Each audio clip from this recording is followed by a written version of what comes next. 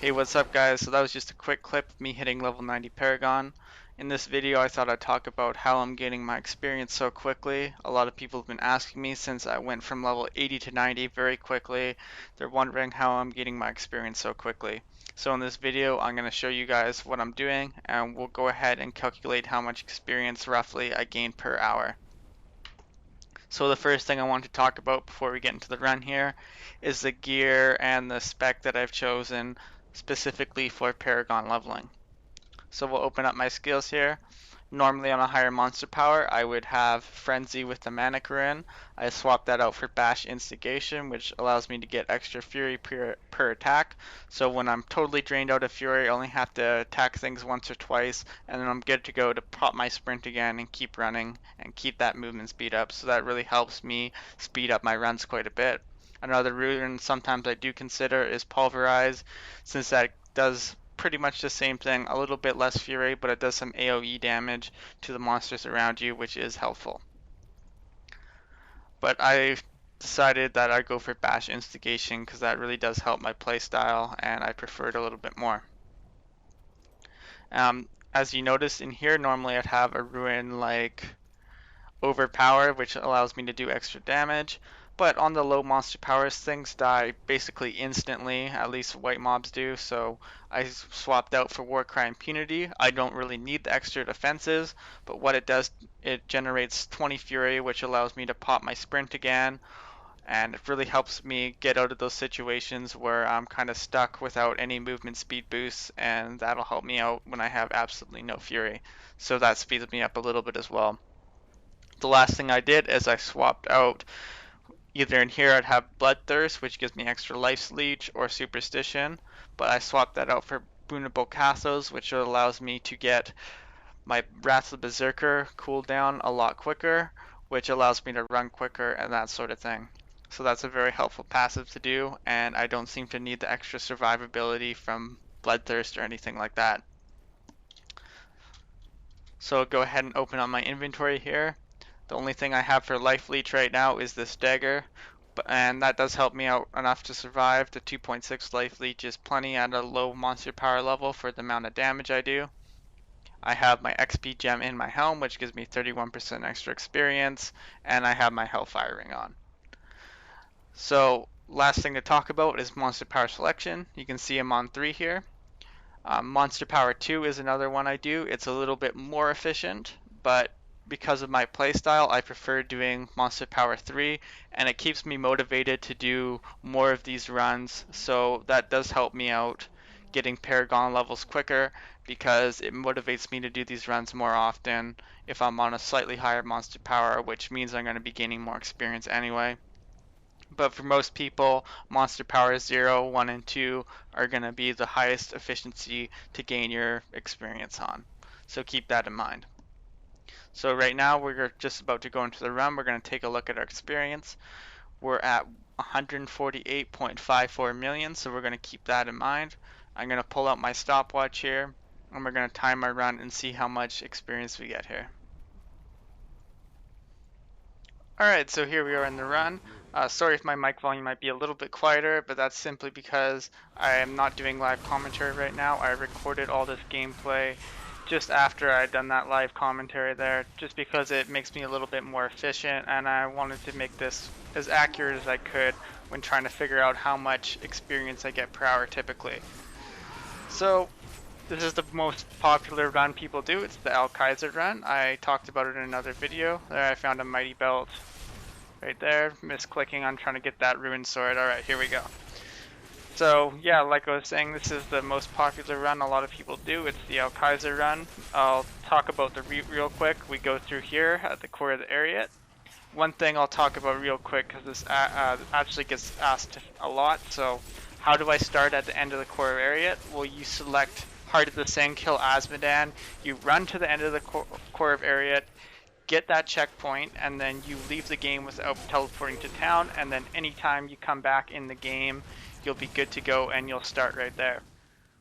So what you do is you go to the core of Ariat, and then we're going to go ahead and go to our next zone, which is Tower of the Damned level 1. As I was saying, I don't have a lot of life leech, and this is the only time I run into any problems at all is with some reflex damage. You can see I take a little bit of extra damage here, but with the health potion, and I'm usually all right, so I don't die here or anything. Just letting you guys know that since I'm not using my Bloodthirst passive, it is a little bit sketchy at times, but I rarely die, so that's all right. So one important thing here in the Tower of the Damned, which is our second zone, you always want to run to the left because right here you can see the stairs, and if there's an elite pack or champion pack on those stairs, you'll be able to see it running this way rather than running around clockwise, which will make it so that you have to actually run down the stairs to check if there's a pack there. So that's kind of important. Save yourself a couple seconds, and seconds do matter in this. Helps you get maximum XP per hour. So as you notice, I tend to run through enemies. I only really stop when I'm on elite packs like this guy. I hardly look at what drops and I keep running. In fact, right here I actually missed the Slayer right there, which I'd normally pick up. That's on the waypoint, so it's not always perfect, but the chances of that Slayer being really good are pretty low, so I'm not too worried about that, even though it might shock you guys how much stuff sometimes I do run by. So an important thing in this level as well is you will always find the way you need to go if you stick to the right. So if you're always sticking to the right, it will lead you in the right direction and you'll always come to the end of the level. So this is kind of what makes the Alkaiser run very popular, is it is very easy to figure out which way to go to get to the next level and clear the zone efficiently. So that's why that's part of the reason what makes the Alkaiser run so efficient. The other part is it has very high mob density in these last three areas. Core of the area, or sorry, area creator level 1, and then fields of slaughter and keep depths level 2 are all very high mob densities. So that's what gives you so much XP per hour. Now I'm very selective in what items I do pick up. As you can see, I just ran by a Hellion crossbow. That's simply because the fact that any demon hunter, the best crossbow is always going to be a manticore. Any top end demon hunter you look at is using a manticore, and if not, maybe they're using one of those calamity one-handed demon hunter weapons. So pretty basic there. Same with Archon armor. I mean, you can pick up an IK armor very cheap, and you know, it's just not worth me stopping to pick it up when it's going to be very low chances that I'm going to get anything worth picking up. So this is the next zone. I'd run down these stairs instead of porting to town there, because right up here there's sometimes a shrine you can grab, and there's sometimes an elite pack right at the bottom of the stairs, or a goblin. So I always go and do that. So this is the next zone we go to. It's the Bridge of Corsic, I believe. Well, the Fields of Slaughter, that's the waypoint you go to. And then we run around here. I prefer to go to the left in here, but it doesn't really matter. I think I prefer to go to the left just because that's the natural way a lot of the English language speaking people go, because they read left to right, and it's also clockwise, so it's kind of just the way that feels natural for me.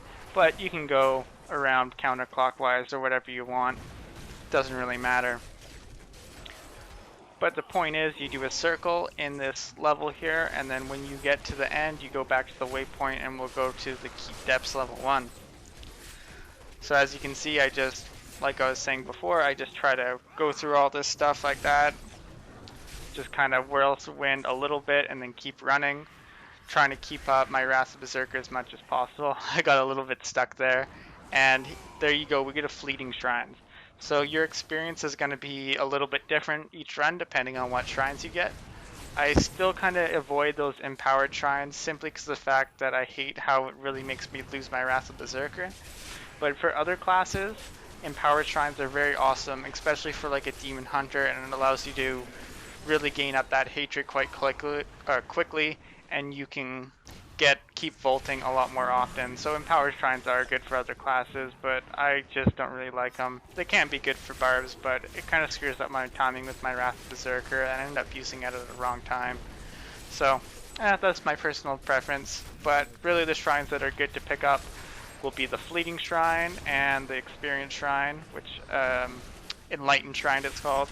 So those are kind of important to pick up, those shrines, because they really do boost up how much experience you get per hour. So we're going to go to our last zone here. It is the Keep Depths level 1 waypoint you go to, and then you immediately go down the stairs and go to the Keep Depths level 2. So this is another high density mob area. You get a lot of elite pack and champion packs in here. As you can see, there's one right here. We're going to take those guys down. But yeah, this is basically what I do all the time for my Paragon levels and farming efficiently. I just try to keep up my speed as much as I can, kind of go with the momentum, go, go, go. Most of the time I'll be listening to some sort of music that kind of helps me keep going and kind of get me pumped up. Sometimes I'll listen to like dubstep or rock and roll, metal, whatever I feel like. I listen to all kinds of different music, but I mean, that's still your own personal preference. Yeah, I just thought I'd mention that. So yeah, we're getting pretty close to the end of this run here, so we'll just kind of rabble on here for the last little bit, killing all these enemies.